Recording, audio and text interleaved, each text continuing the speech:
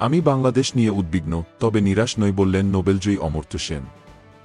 বাংলাদেশের চলমান পরিস্থিতি নিয়ে গভীর উদ্বেগ প্রকাশ করেছেন নোবেলজয়ী অর্থনীতিবিদ অমর্ত্য সেন।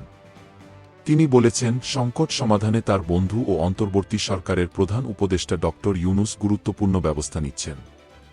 তবে অচলাবস্থা নিরসনে তাকে দীর্ঘ পথ পাড়ি দিতে হবে। ভারতের বার্তা সংস্থা পিটিআইকে দেওয়া এক সাক্ষাৎকারে এ কথা বলেন অমর্ত্য সেন। রোববার ২রা মার্চ পিটিআই এ সাক্ষাৎকার প্রকাশ করেছে।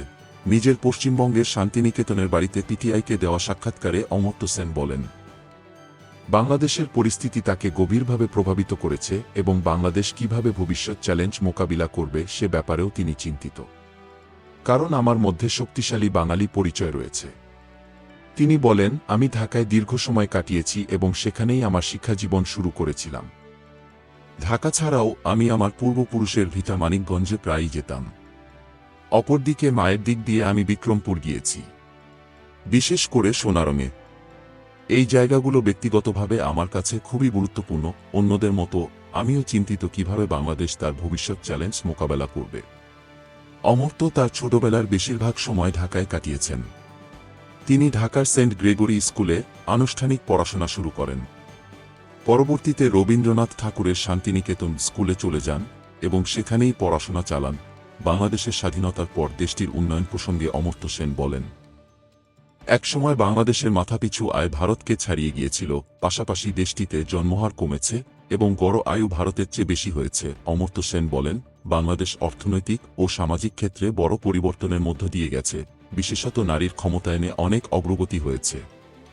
একজন গবেষক হিসেবে আমি লক্ষ্য করেছি, এই ক্ষেত্রে সরকার ও বেসরকারি সংস্থাগুলোর ভূমিকা, বিশেষ করে ব্র্যাক ও গ্রামীণ ব্যাংকের অবদান অনেক বেশি।